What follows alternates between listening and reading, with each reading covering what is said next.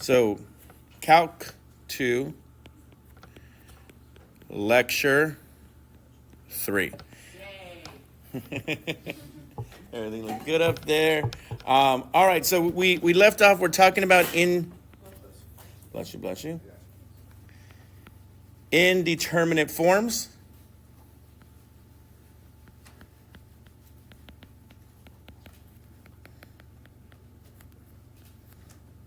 And L'Hopital. And L'Hopital's rule. And we wanted to talk a little bit about the proof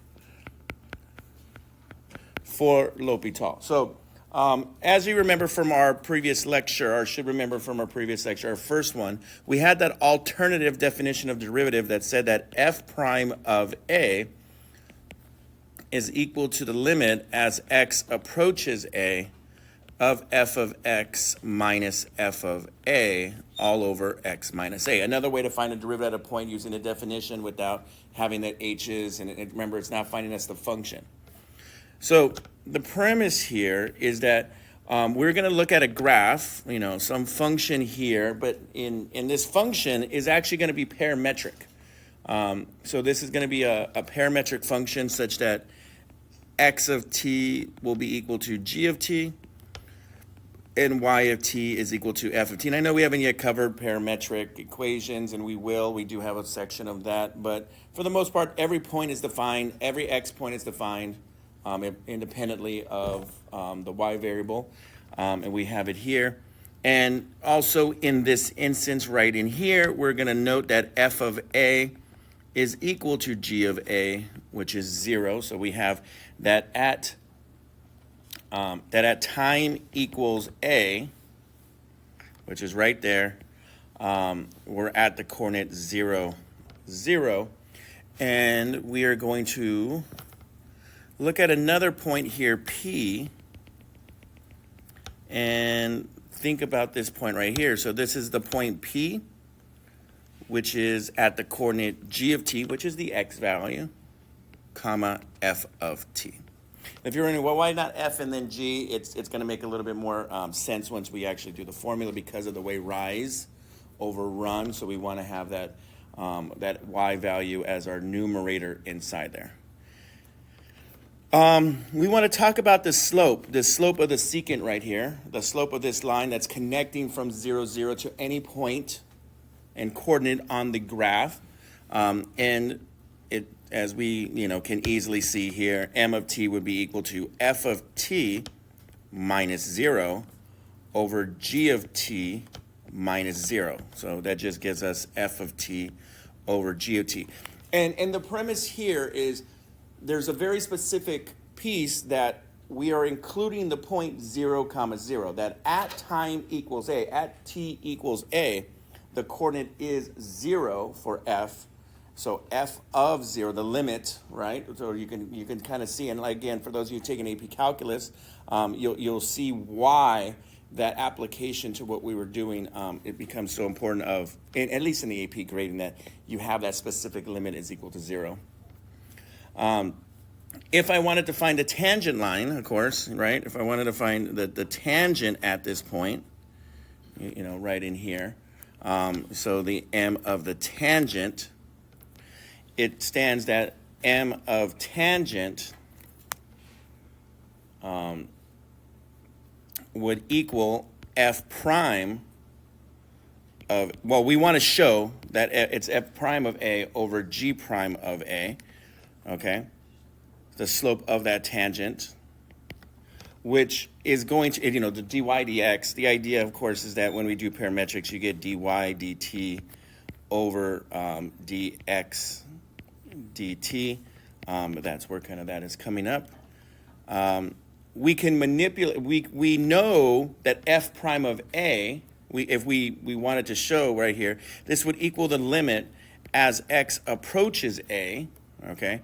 So the limit as x is approaching a of f of x minus f of a over g of x minus g of a. And I know it's t versus the x.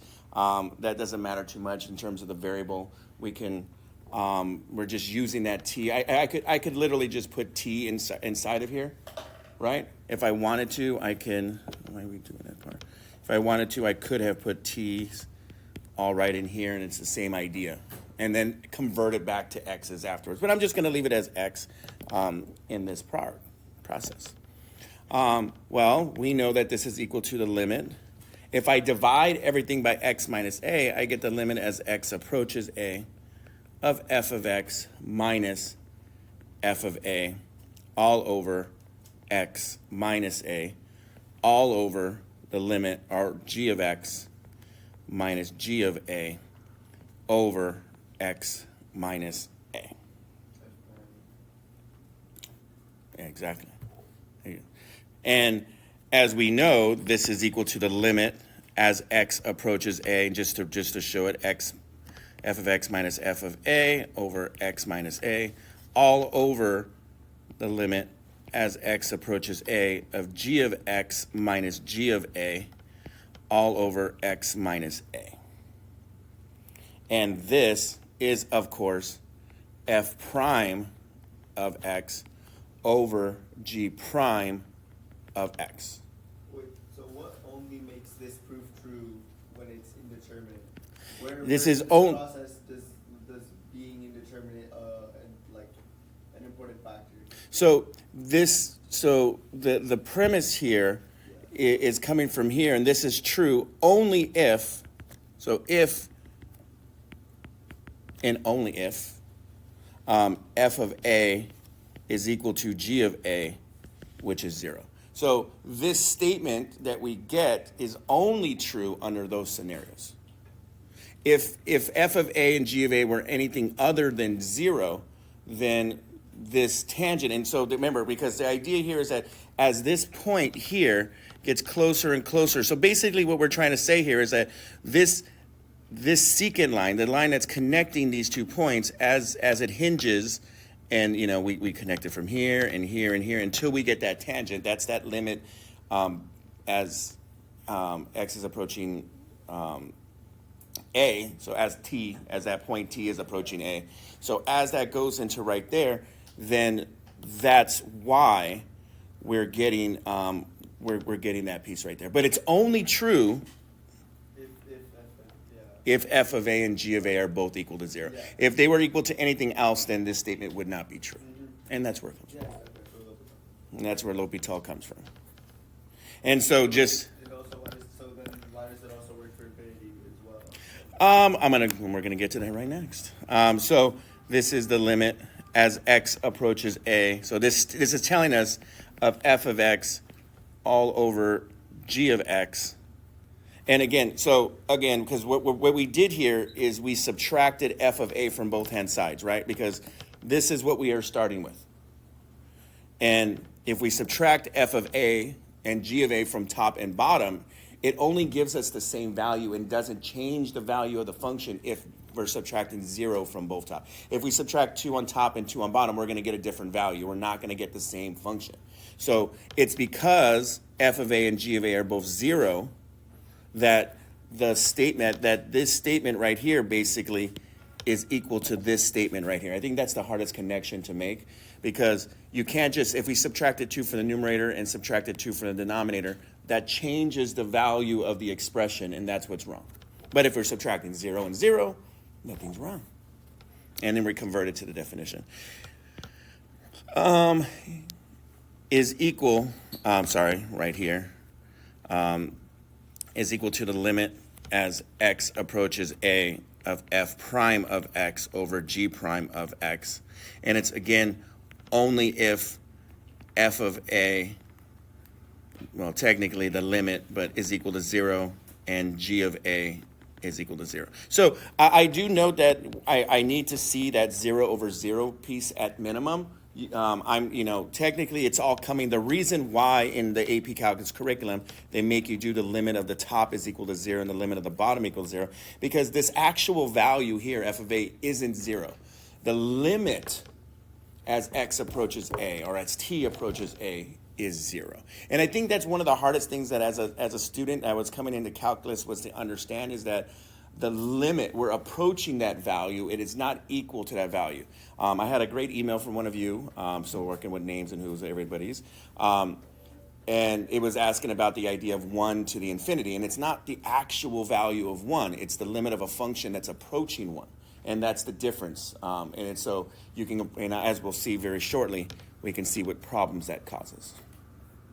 All right. So, so now the question, and I think you've done. It wasn't workshop. Were you able to cover a L'Hopital example? I don't think so. You didn't cover. Okay, I'll just do one. It's a quick one. I'm pretty sure everybody has seen it. And so we have a problem like the limit as x approaches 0 of e to the x minus 1 over sine of 2x.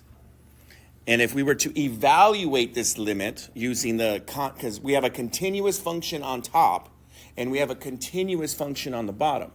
And the idea states that if a function is a function is only continuous, right? And a little bit of a side note right here. A function is defined as only as continuous if the limit as x approaches a, which means left-hand limit and right-hand limit, of f of x is equal to f of a. So if we have a function that's continuous, then that means that the alternate statement must be true. So the limit as x approaches a of f must equal 0, and that's why we can just plug in to evaluate, all right? It's not that this is equal to the actual value. It's saying since e to the x minus 1 is continuous at x equals a, and sine of 2x is continuous at x equals a, 0 in both cases, then we will get the same answer as if we were just to plug in. And that gives me 1 minus 1 over 0, which is 0 over 0. And like I said, this is I'm happy with here, noting that we're going to now do L'Hopital, which is going to give me the limit as x approaches 0 of the derivative of the top, which gives me e to the x, over the derivative of the bottom, 2 cosine 2x. Now, again, continuous functions. E to the 0 over 2 cosine 0, which gives me 1/2. Okay.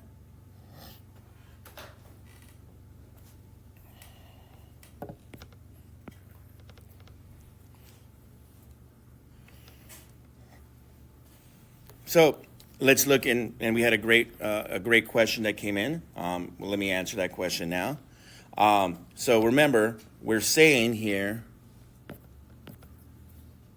I'm gonna finish this part on this page right here, and then I'll pause so people can catch up. So if the limit as x approaches a of f of x equals 0, and the limit as x approaches a of f of x equals 0, then we have that the limit as x approaches a, well, actually, I think I'm getting to the opposite one, right? Well, you wanted infinity over infinity, right? Okay, yeah. So that's what I'm doing. Of f of x over g of x would give me 0 over 0. Well, I can rewrite this function and not change it by rewriting it as the limit as x approaches 0 of 1 over g of x over 1 over f of x. And I know it takes a little bit of time just to note that the two are equivalent right here. Right, because 1 over, and what I've done is I've reciprocal at the top and reciprocal at the bottom. These two things are the same thing. So this is the same as this. And if I were to take the limit as x approaches 0 of 1 over g of x over the limit as x approaches 0 of 1 over f of x, I would get infinity over infinity. And I might get plus or minus. I might get plus or minus. So it's technically what's happening is you're getting infinity over infinity, and it's happening because the numerator and denominator are flipping with each other.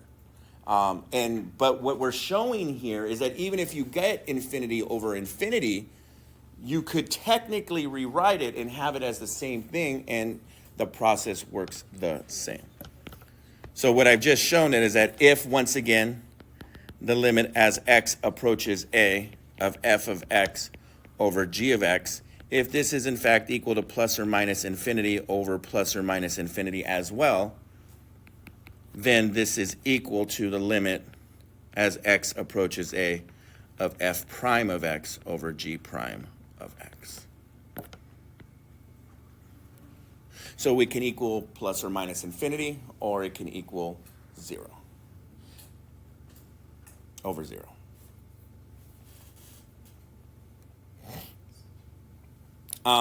That's one way, I guess, but I actually, you know what, I have time for the more definitive proof.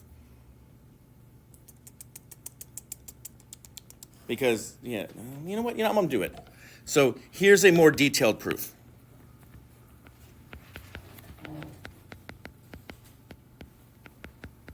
I can see from some of you that it's like, well, what about when we flip it back and all this type of stuff?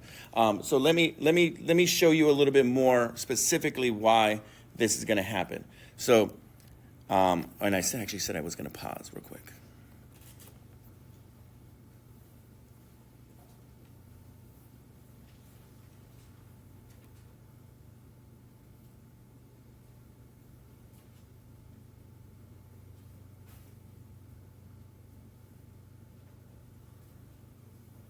So basically what I'm trying to say in this next piece is, all right, so what we've basically shown in here from here to here, what we have shown is technically not why L'Hopital works. What we've shown is that when we get infinity plus or minus infinity over plus or minus infinity, that it is what is known as an indeterminate form, that the value does still exist. We haven't technically proven that this statement right here, that we can just take the derivative of the top over the derivative of the bottom and that we would get the same thing. But because what I've shown here, we are getting infinity over infinity, we are noting that, hey, we can track this back to getting 0 over 0. And that's the main thing that I think that the first half of this lecture is all about. That in all of the scenarios we're going to have, we can track them back to getting 0 over 0 and working from that space. So here's a little bit more detailed proof, though, as to why. So let's start off with the limit as x approaches a of f of x over g of x, which we have just noted that the limit as x approaches a of f of x is going to give us either plus or minus infinity, and the limit as x approaches a of g of x is going to give us plus or minus infinity. So we're starting with those ideas.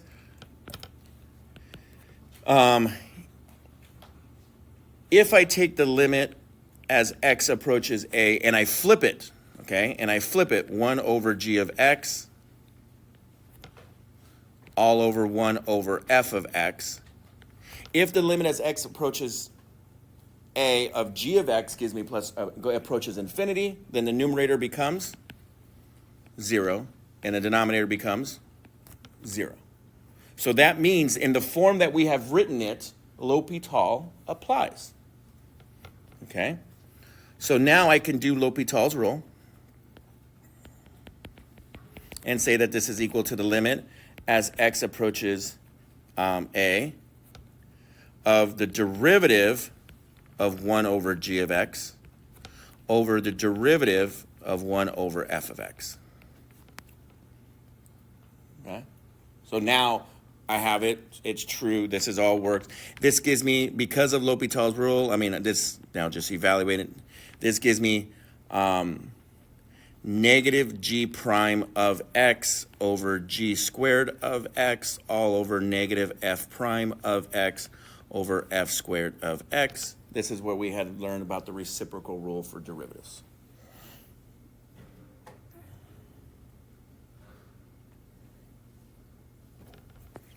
Cleaning this up, this gives me the limit as x approaches a of g prime of x times f squared of x over f prime of x times g squared of x. Clean it up.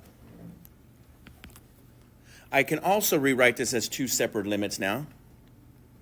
This gives me the limit as x approaches a of f prime, or sorry, g prime of x over f prime of x times the limit as x approaches a of f squared of x over g squared of x.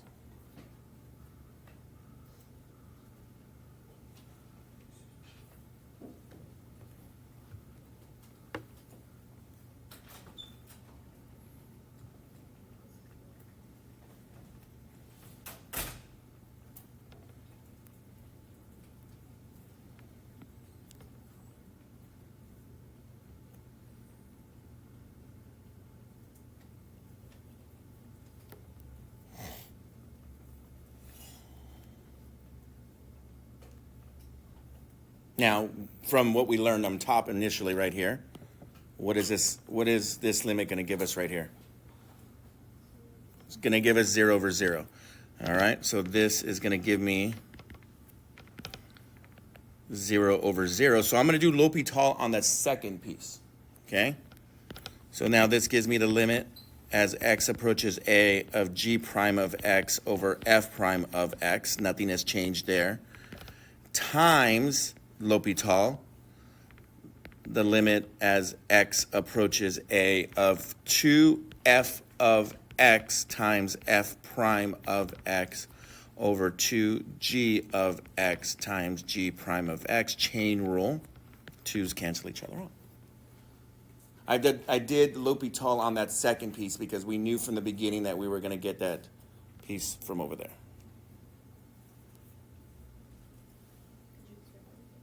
So right here, we started off on this, which gave us here, which gave us the 0 over 0.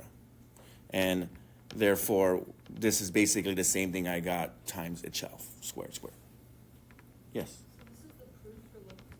This is the proof for that infinity over infinity gives me the same thing as the derivative as well. That L'Hopital specifically applies to the same thing. What I showed you and proved to you before was that infinity over infinity is what we call an indeterminate form. So it's kind of like two separate proofs and together. One leads into the other. All right, and then I can also see here that, this f prime cancels out with that f prime, and this g prime cancels out with this g prime.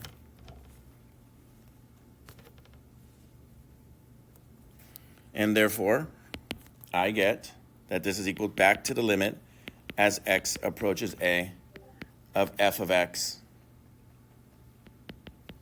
over g of x. So when we took the derivative, we get back to what we saw. So we kind of we showed that when we do the derivative of the top over the derivative of the bottom, we get back to the equivalent of what we started with. That's the idea. And what we have shown here and proven is that the limit as x approaches a of f prime of x, kind of going backwards. Now we're showing that the limit as x approaches f prime of x over g prime of x is equal to the limit as x approaches a of f of x over g of x when we would have evaluated and gotten plus or minus infinity over plus or minus infinity. And that's the proof.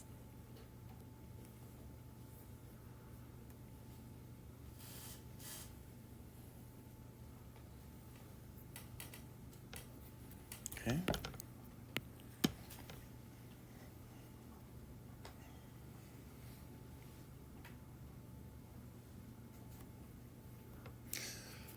We good?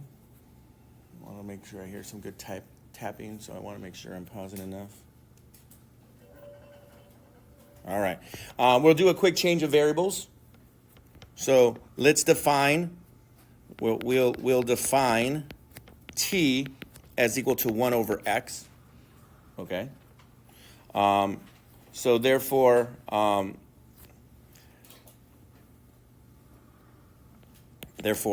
as x approaches 0, which is an a, t approaches, yes, plus or minus infinity. It depends on which side, right? What is the function and how we're approaching it. But it'll apply either through a plus or a minus infinity. If we do that, then we have the limit. I got this backwards. as x approaches, I was just a little tiny little backwards, apologies.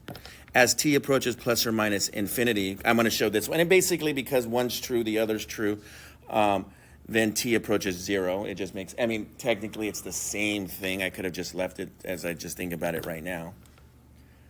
That then therefore the limit as t approaches 0 of f of 1 over t over g of 1 over t. And basically what we have here is it's the same thing. So what we get here is, oh yeah, I should have just kept it. I don't know why I'm changing it. We would get either, we can either get 0 over 0 here, or plus or minus infinity over plus or minus infinity from the evaluations. And basically what it means is that as t approaches 0, we can actually, since the statement is true, this is what we kind of learned from t approaches 0, then it follows that L'Hopital also applies to the limit as x approaches plus or minus infinity of f of x over g of x. And therefore, we have that the limit as x approaches plus or minus infinity, which is technically not a value of a, of f of x over g of x, that if this is equal to 0 over 0 or infinity plus or minus over plus or minus infinity, then this is equal to the limit as x approaches plus or minus infinity of f prime of x over g prime of x.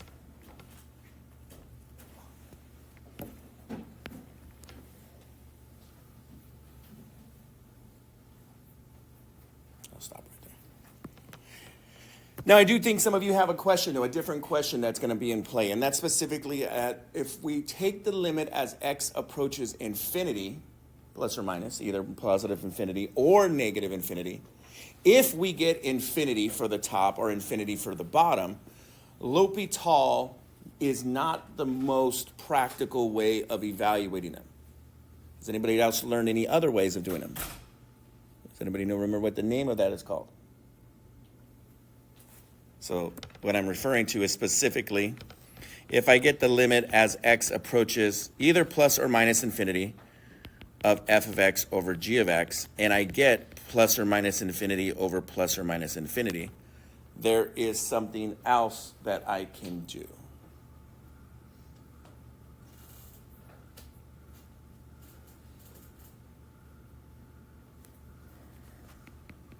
Growth rates.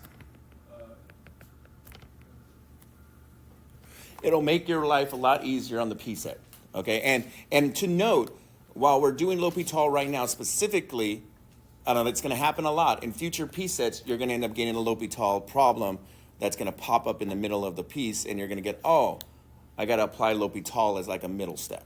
So be prepared for that. And basically what we're saying here is that when we're talking about right end behaviors, which is, x approaches infinity, e to the x is going to grow at a faster rate than x to the n, which is going to grow at a faster rate of natural log of x. And if we're looking at left end behavior, which is, of course, x approaches negative infinity, then e to the negative x is greater than x to the n, which is going to be greater than natural log of absolute value of x. I need the absolute values in that case, right?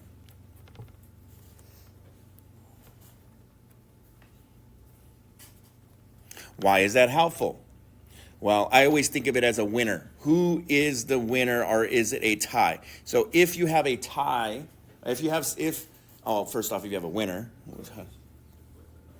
Oh, no, go. If you have a tie, it's just the coefficients. Division of coefficients.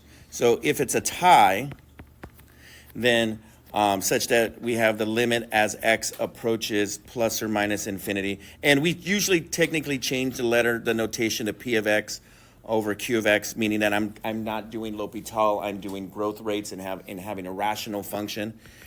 if this gives me plus or minus infinity over plus or minus infinity, meaning the limit of the top function is infinity, the limit of the bottom function is infinity. If it's a tie, then it's just the leading coefficients. Sorry, it's LC, which is the leading coefficients. I think we're good to go right here now.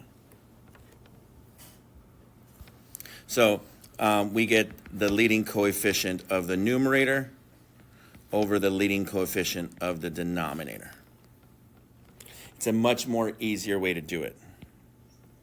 If the denominator wins, which means the denominator is more powerful, is growing at a faster rate, then the limit as x approaches plus or minus infinity of p of x over q of x, is going to give me 0.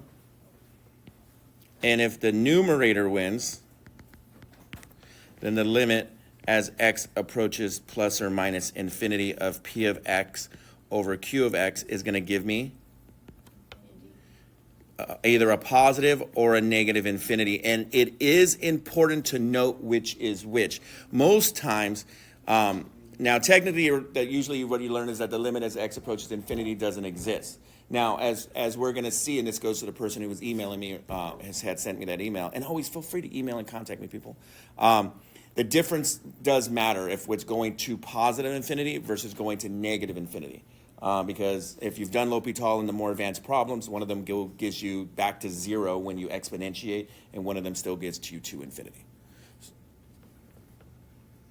So I just want to know, you want to check the signs. Is it the positive infinity version or is it the negative infinity version? That is important.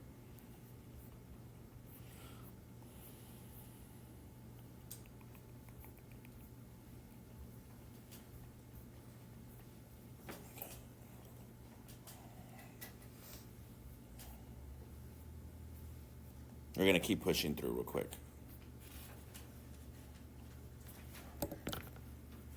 We will have that break. We're at 35 minutes. Yeah, we can keep going. So we know we can apply L'Hopital's rule. So we know we can apply L'Hopital's rule when we get 0 over 0 or plus or minus infinity over plus or minus infinity. It doesn't matter which it is. It doesn't matter if it's positive over positive, positive over negative, negative over negative, negative over positive. They all work the same when L'Hopital rule applies. But as we kind of saw in that other piece, there are other things that can be manipulated from the 0 over 0 or the infinity over infinity. And if it can be manipulated from there, that means we can get back to 0 over 0 or infinity over infinity. So for the following problems, the whole process is actually to get back to 0 over 0 or get back to an infinity over infinity, and then you can apply L'Hopital's rule. These are known as hidden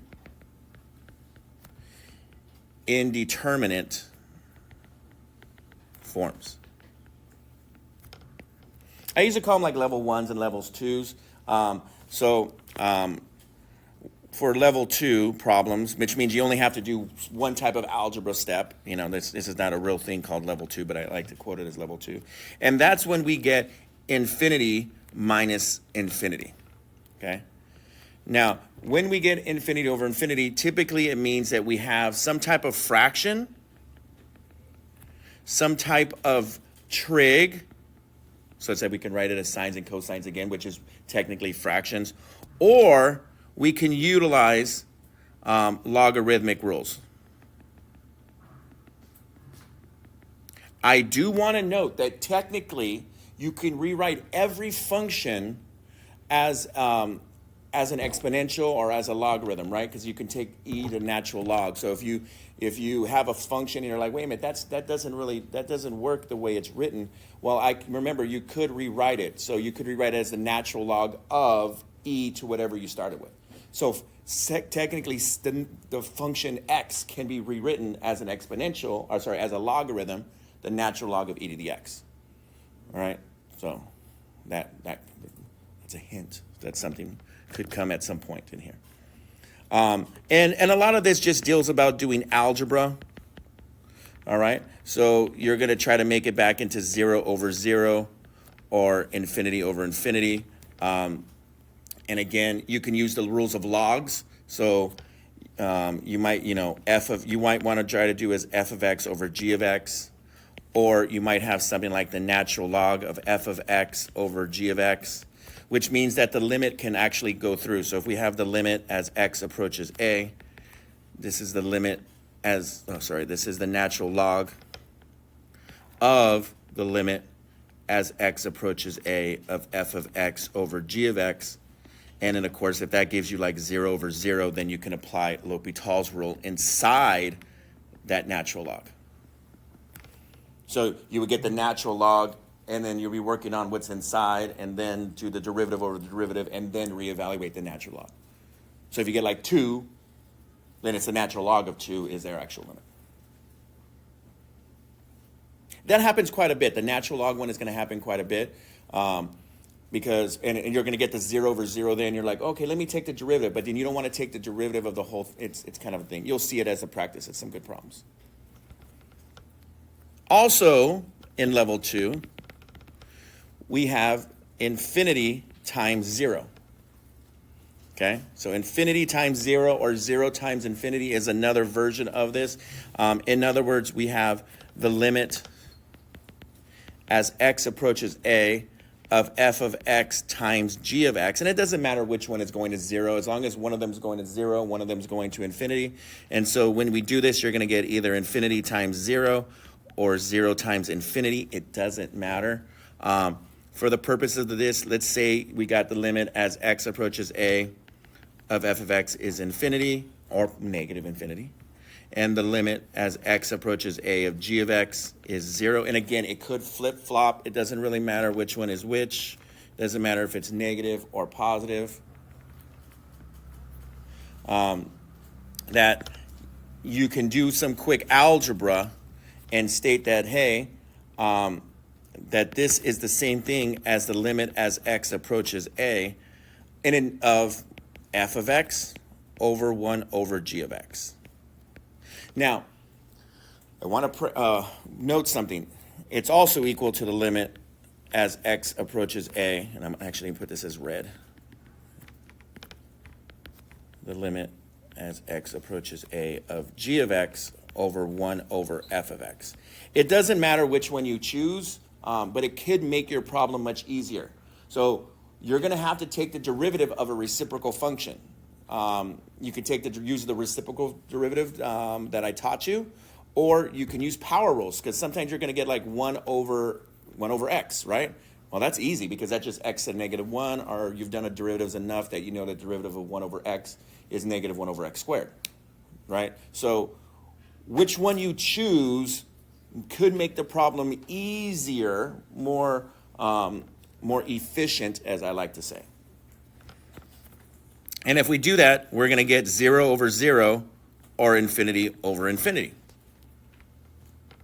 Because it was, when what was 0, if one of the other one was 0, or the other one was infinity, now you have 0 over 1 over infinity, which is 0 over 0. And again, I'm going to preface it again because it's so important. It's not the actual value of 0 times an infinity or infinity over infinity. It's a function that is approaching 0 or a function that is approaching infinity. And that's what a lot of times we have trouble. Like, isn't anything times 0, 0? And the answer is kind of yes, but we're not multiplying by 0. We're multiplying by a function that is approaching 0. Two different things. So now we can do L'Hopital and say that this is equal to the limit as x approaches a, or plus or minus infinity, of the derivative of f of x, which is f prime of x, of course, over the derivative of 1 over g of x. Be careful. That means we have to take the derivative in the form 1 over g of x like we did in that proof, not 1 over g prime of x. That's the biggest mistake I see people do. They do f prime of x over 1 over f g prime of x, and that's not the case. You have to take the derivative of that function. And this would give you, if it gave me infinity over infinity. Well, this is going to give me, of course, like f prime of x over the derivative of 1 over g of x. I'll just leave it as that, which now it applies. So that's where you do your L'Hopital.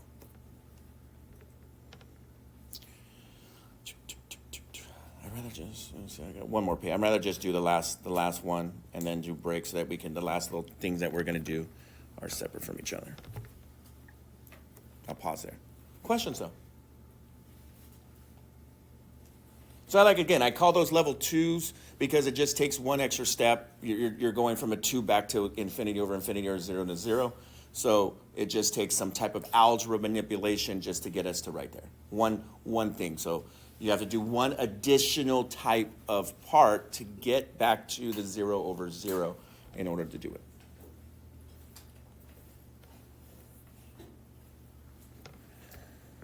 And finally, the level 3 problem. Hopefully that'll answer that email. This gives me, so the idea between level 3 is that we're going to go to a level 2, and then from a level 2 we get back to 0 over 0, or we get infinity over infinity. We get one of those two versions. So we're going to turn it into 0 times infinity, or infinity times 0, and then once we get there, then we know what to do, because then we just do exactly the same thing that we just did in the level 2 problem.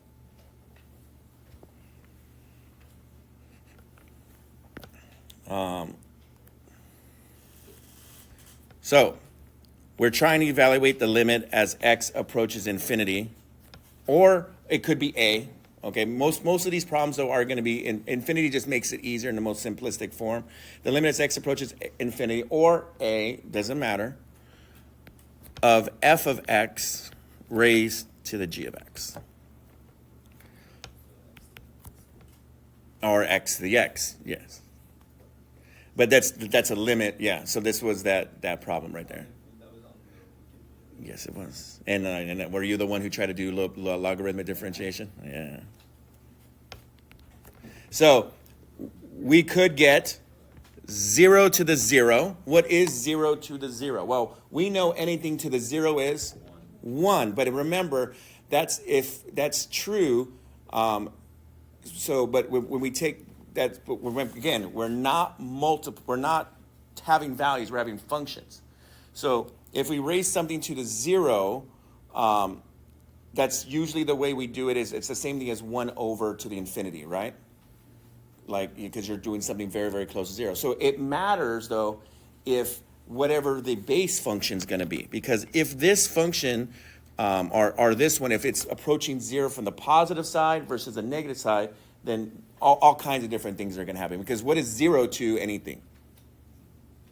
0. So wait a minute. So anything to the 0 is 1, but 0 to anything is 0. So now we have that conflicting piece right here. And again, it deals with the idea of the concept that these values are very, very small values. So is it 0.0001 or is it negative 0.0001? And we could do some examples of you showing like what happens with the difference between it being positive versus being negative, and one goes here and one goes here. So there's some type of middle ground inside those. The other one is 1 to the infinity. All right? There's that one right there. There's that email. Again, when you raise something to the infinity, the idea is you're multiplying it by itself an infinite number of times. So if you multiply something like 1.001 times itself an infinite number of times, what do you get? Huh? No. 1.01, something greater than 1. If you keep multiplying by itself, it's going to go to infinity. It's going to blow up. That's a compound interest works, right?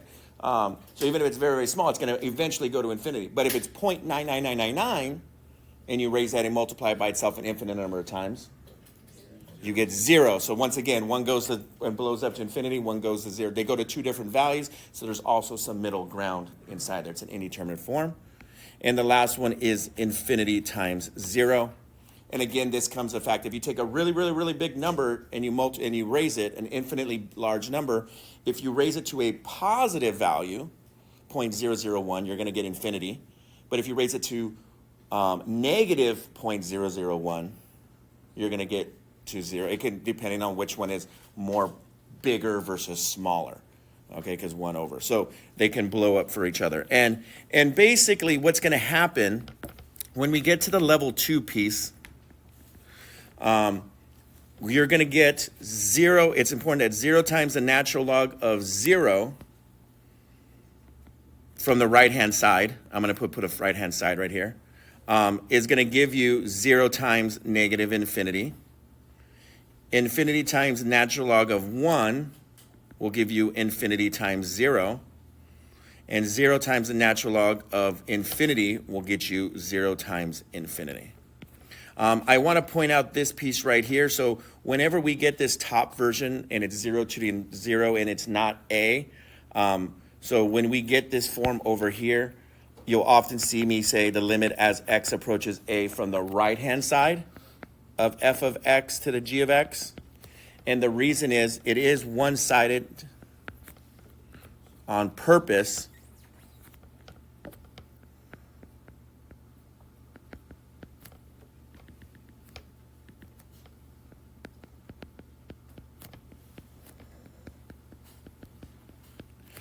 Because the limit as x approaches 0 from the right-hand side of the natural log of x is negative infinity. If I didn't include the right-hand side or change it to a one-sided limit, then the limit doesn't exist for natural log, right? Because it has to be the limit as x approaches 0 from the right-hand side of the natural log, because we're not applying absolute value. So if you see a one-sided limit like that, it's mostly because you're going to get this form right in here, and you're going to have the natural log of something that's approaching 0, and therefore that has to be from a one-sided limit.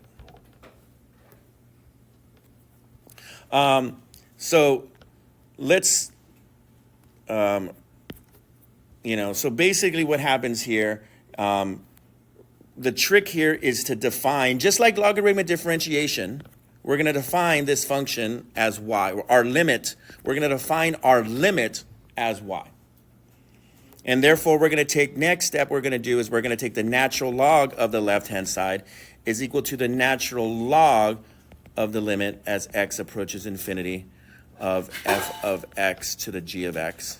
Now, most of us will not take this extra step here. I do want to note it often doesn't make any sense to do this extra little step here, and I usually just bypass it and bring the limit through. So what I mean here is that natural log of y is equal to the limit as x approaches infinity, continuous function idea, of the natural log of f of x to the g of x. So it's just easier really just to go straight up to that, pull the limit through, okay?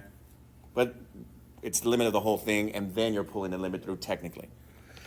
So the natural log of y, which we often just define, and if you don't, we define this as L, okay? So we're going to call this part L now, is equal to the limit as x approaches infinity of g of x times the natural log of f of x. And we know that we're going to get one of these versions here, but we're going to get some type of infinity times 0, or 0 times infinity, and so forth. We're going to get one of these different forms. So therefore, we can now rewrite this as the limit as x approaches, keep the color.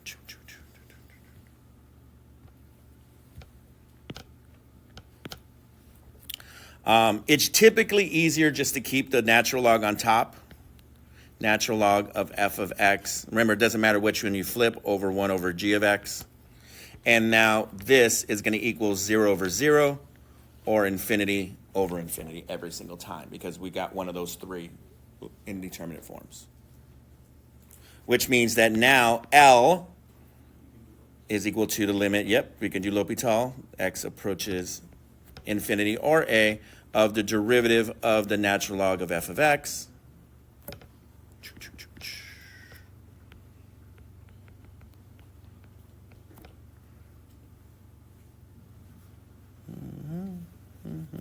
Over the derivative of 1 over g of x.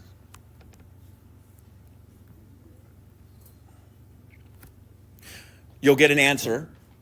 But remember, the limit as x approaches infinity of f of x raised to the g of x is not equal to that answer, because that's that gives us L.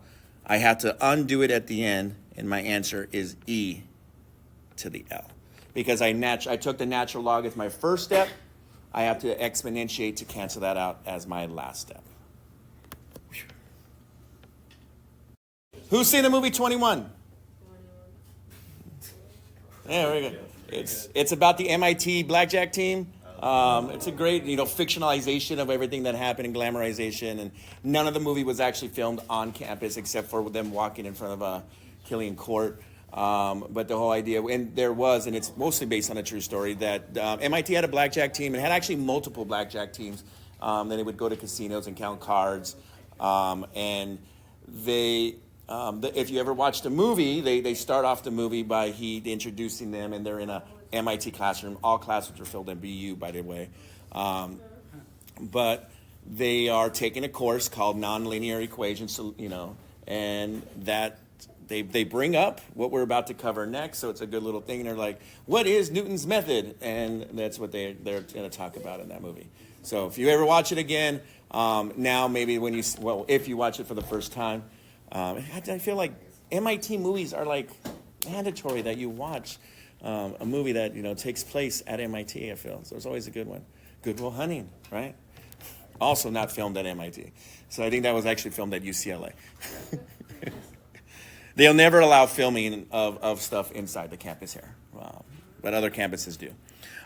So Newton's method.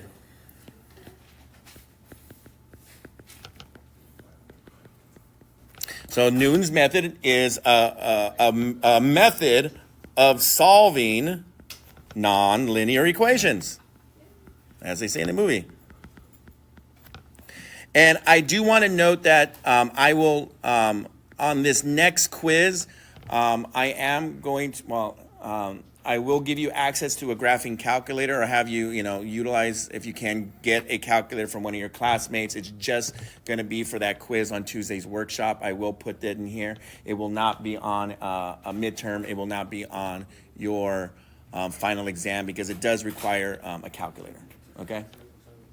So it's a method of solving nonlinear equations, because for the most part, if we wanted to solve a linear equation, if we had something that was linear, ax plus b equals 0, we get x equals, negative b over a.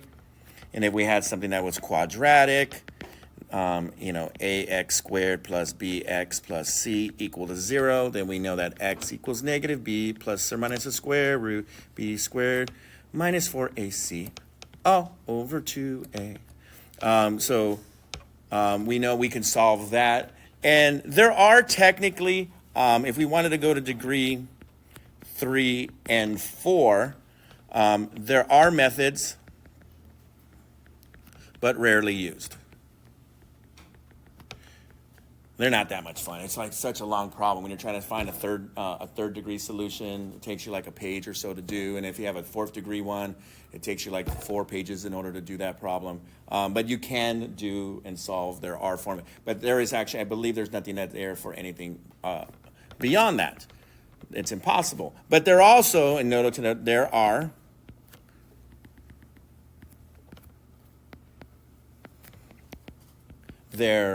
are many equations with solutions that are impossible to find exact solutions. So what that means is that while we can't find an exact solution, like the square root of this and plus or minus the cubed roots and all those type of things, although we can't find the exact solution in practice and in theory and or in application, we usually want to find the solution accurate to a certain number of decimal places. If we're talking about things and sending stuff off to the moon, and the Mars, and we need to figure out, and there's an equation that can't be solved, but as long as there's within the margin of error, right? As long as we're accurate over here, we're okay. So we might have to go to like the 10 decimal places accurate to of a millimeter or whatever that is, and then now, even though it's not exactly exact, we're happy with it. And again, we will utilize a graphing calculator.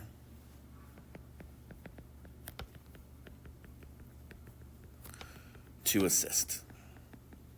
We can use non-graphing calculators and just any type of calculators, but it doesn't make it very much good. So, Newton's method. I know, again, right in the title again.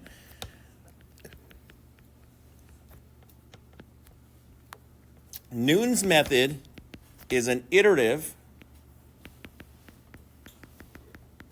method for generating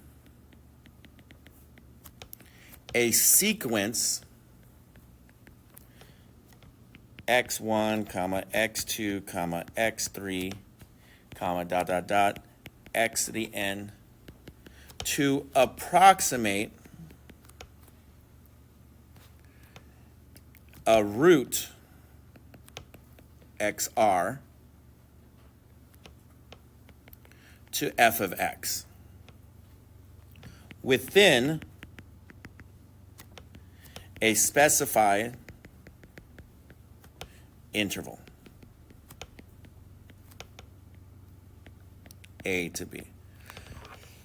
This is what your calculator does. Have you ever used the solver on your calculator, or have you used second trace 0, or 5 to find the intersections, or using the root function on the calculator? If you've done that, your calculator is doing Newton's method. You have to tell it what is the left-hand bound, A, what is the right-hand bound, B, and what is your initial guess and where it's going to start. Okay? And what happens with the calculator is that if it actually jumps outside the boundary, it kind of removes the value over and reapplies and tries to practice it from there. So your calculator can do it very, very fast in the background, and it'll try to bounce around that value which you did for your initial solution, which you'll see in my pieces. There might be an issue here. So we have this idea of a graph. It is a graph, and let's say this is the graph right here. So this is y equals f of x, and this is also that if you have two functions and you want to find when f of x is equal to g of x, this is often why we need to rewrite that as f of x minus g of x equal to 0, because Newton's method is a process that utilizes finding a root. So any equation that you're trying to solve, you can always turn that into the process of a new function of finding a root. We set some boundary in it because there might be multiple ones. So we have our a right here, we have our f of x right in here, and then this value is what we're trying to find right in here. This is my xr, or just r. That's what I want to find, all right? But I don't know how to find that. I don't know what the exact value, and some of you will have very close values. Like, what's the square root of 2? Some of you have that memorized, right? Well, I just know that the square root of 2 is somewhere between 1 and 2, right? So I know that much easily because it's between the square root of 1 and the square root of 4. So, if I don't even know that much, I can just use 1 and 2. So I can use that boundary. It's somewhere between 1 and 2. I'll give it to you. And I think I messed that up. That should have been B. Sorry. Right there. And what we're going to do here is we're going to pick some value. So I don't know what the value is, but I'll pick some value.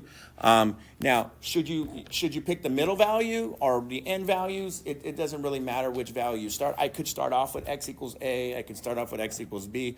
Oftentimes, it's nice to start off right in the middle, but it can be noted, and I'll show you a picture image very shortly, that it could take us completely outside of our boundary. And that's where the problem will happen for you. And basically, once you find yourself finding approximations or sequence of values that are outside your enclosed interval, it should tell you to stop and restart with a new initial value. And that probably will happen to you on the PSET. I picked some initial value, x sub 0. And basically what's going to happen is we're gonna find that value over here. It gives me, f of x sub 0, whatever my initial guess is. And what's happening with Newton's method is we're going to use tangent lines. And so a tangent line is created. And then that tangent line is what we're going to do is we're going to find the x-intercept of that tangent line, which would give me my new value that the process and idea is that it's going to give me a value that's closer to my actual root. And then I go over here and I do that and I make another tangent line and it finds me another root. And then I do that and and then I go up and then it finds me another tangent line, x3, and it's going to keep on finding me new roots and tangents to that point that I'm using, and each process should get me closer to my root.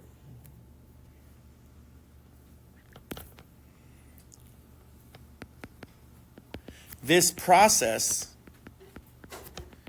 is using linear approximation or tangent lines and repeating for x-intercepts, or for roots, for x-intercepts, until x sub n plus 1 is approximately equal to x sub n for however many decimal place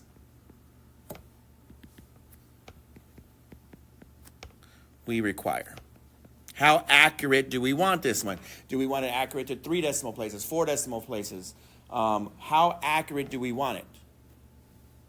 So basically, once we get the same answer to the required number of decimal places, then we know we can stop right there. I mean, that's our stop point, because if they're both the same to 4 decimal places and the 5th decimal place is the only thing that's different, then that means we know our answer is accurate to 4 decimal places. Okay? And we can stop if that's what we wanted. But if we wanted 6 decimal places, we might have to do it again. And it might turn out that if you wanted 6, then all of a sudden it gives you 9. So well, that's good enough. So we start off here. We start off with initial guess.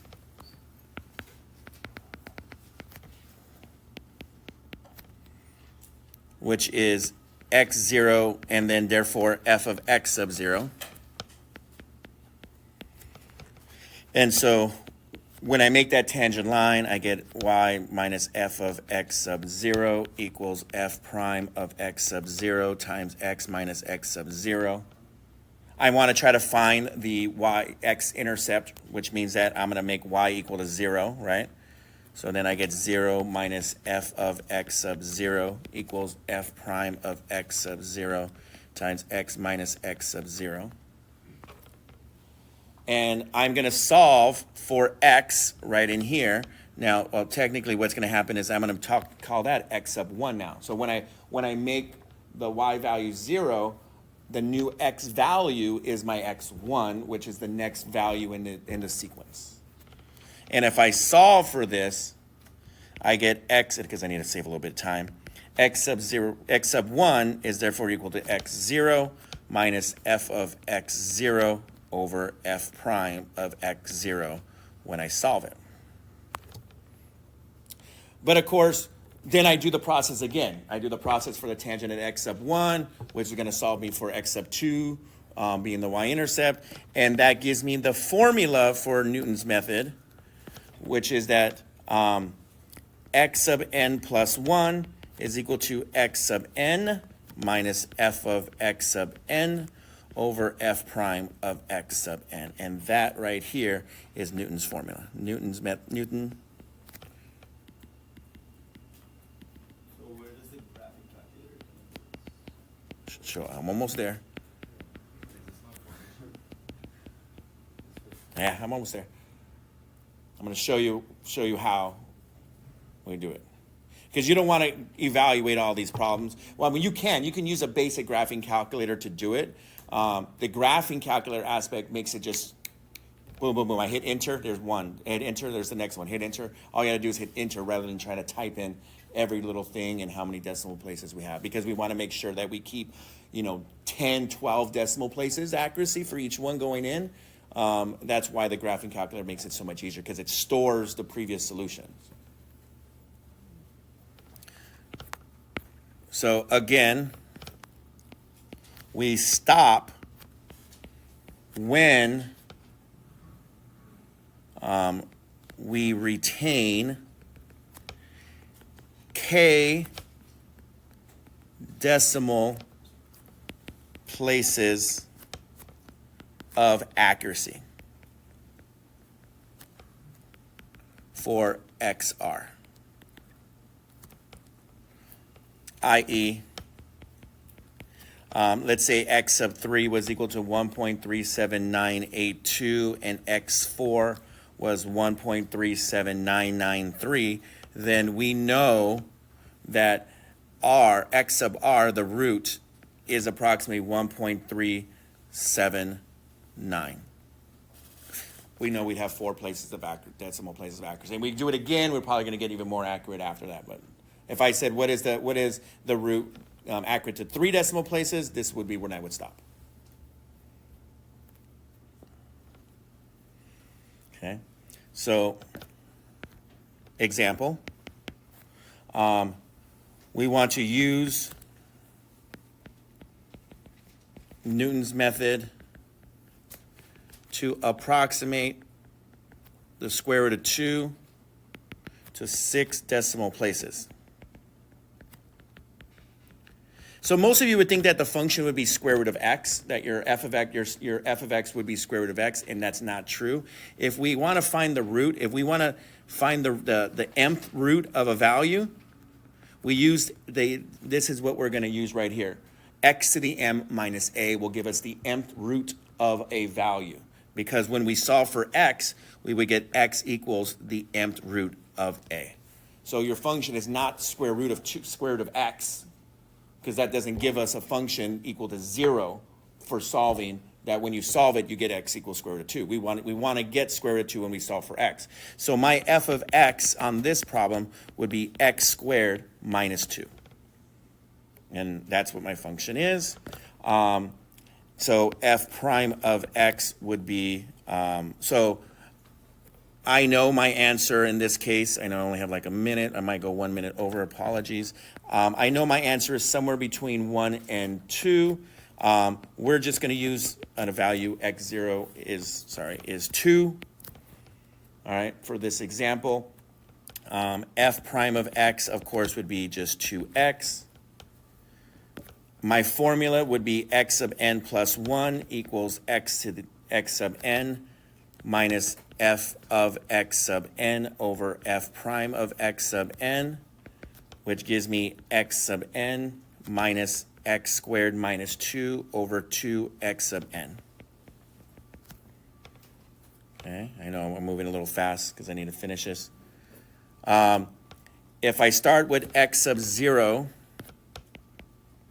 equals 2, the question becomes, what do I do? Okay, this is where the graphing calculator is going to come into play. And I'm going to do this real quick because I want to have you, I always do not like going over time. So here's my calculator, okay? I'm going to go in my function y, I'm going to type in x minus, I'll go alpha y equals to make a fraction. I always love doing that. X squared minus 2 all over 2x, okay? I have my function there for my iteration. I quit here. I'm going to quit, and then I'm going to hit 0. Or sorry, my initial value was 2. I hit 2, and I hit enter. Okay, and now I'm going to plug 2 into the previous function, which is going to give me my next value. So vars function y1 of second answer. Okay, that means I'm going to plug in 2, and I do that, and I get 1.5. There's my x1. I hit enter again. I'm plugging 1.5 back into the function. Here's x2, here's x2, here's x3, and here's x4. Boom, boom, boom. You just need to show me those values right there. So I'm just going to write the values. X of 1 is 1.5. X of 2 is 1.4166. 6666. X3 is 1.41421,568. X4 is 1.41421. Sorry, that was a 3 right there. 368,356. And there's my decimal place accuracy, so which tells me that the square root 2 is approximately 1.414213. And if you plug in the square root of 2, you would get that value. Sorry for going over 2 minutes.